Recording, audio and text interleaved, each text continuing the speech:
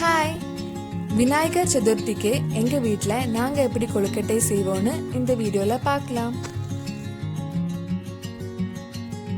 First ஒரு cup பச்சரிசி மாவு எடுத்துட்டு அதில் 1/2 டேபிள் ஸ்பூன் உப்பு ஆட் பண்ணியிருக்கேன். மாவு நல்லா சுடு தண்ணியில் பிசையணும். அதுக்கு 1/2 கப் தண்ணி கொதிக்க வச்சிருக்கேன். மாவில் கொஞ்சம் சுடு தண்ணி ஊற்றி ஒரு ஸ்பூன் வச்சு மிக்ஸ் பண்ணலாம். தண்ணியை கொஞ்சம் கொஞ்சமாக ஊற்றுங்க. நான் 1/2 கப் தண்ணி கொதிக்க வச்சுருந்தேன். அதில் எனக்கு 1 கப் தண்ணி தான் தேவைப்பட்டுச்சு. பச்சரிசி எங்கள் வீட்டில் 5 கிலோ மொத்தமாக வாங்கி காய வச்சு பொடிச்சதுக்கப்புறம் நல்லா வறுத்து ஸ்டோர் பண்ணி வச்சுருவோம். 6-7 மாதம் ஆனாலும் எதுவும் ஆகாது.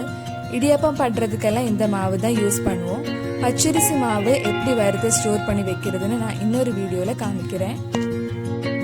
மாவு கொஞ்சம் சூடு ஆறட்டும்.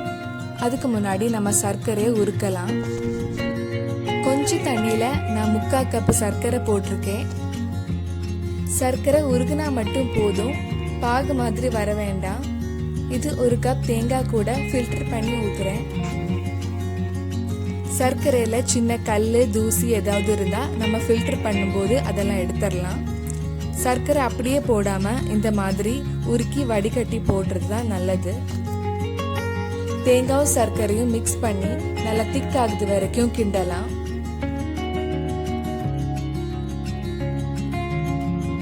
தண்ணியெல்லாம் வத்தி திக்கானதுக்கு அப்புறம் 1/4 டேபிள் ஸ்பூன் ஏலக்காய் பொடி ஆட் பண்றேன். இனி மாவு நல்லா பிசையலாம். இப்ப லைட்டா தான் சூடு இருக்கு. லைட்டா சூடு இருக்கும் போதே பிசையலாம்.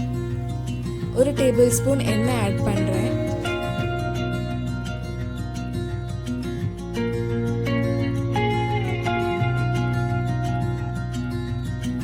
இப்போ கொழுக்கட்டைக்கு மாவும் தேங்காயும் ரெடி ஆயிடுச்சு.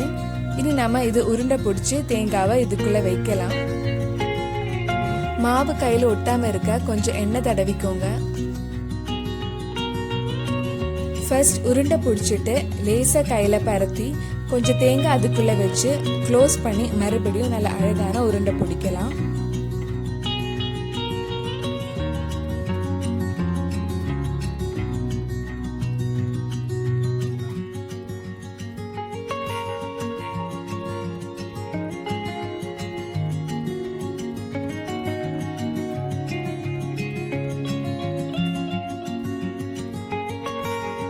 இந்த மாதிரி மற்ற உருண்டையெல்லாம் ரெடி பண்ணலாம்.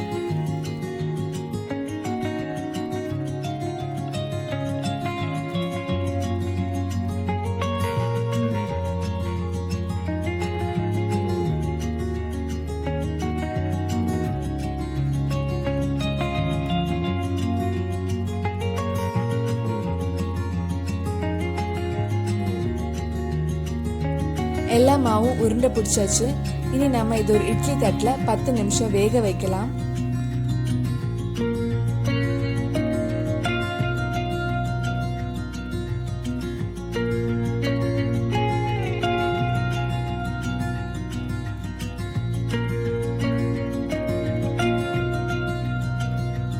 நம்ம கொழுக்கட்டை ரெடி ஆயிடுச்சு. இன்னும் 2 நாள்ல விநாயகர் சதுர்த்தி வரப்போகுது. எல்லாரும் கண்டிப்பா உங்க வீட்டில் இந்த கொழுக்கட்டையை செஞ்சு பார்த்து உங்க ஃப்ரெண்ட்ஸ் ஃபேமிலி கூட ஷேர் பண்ணுங்க.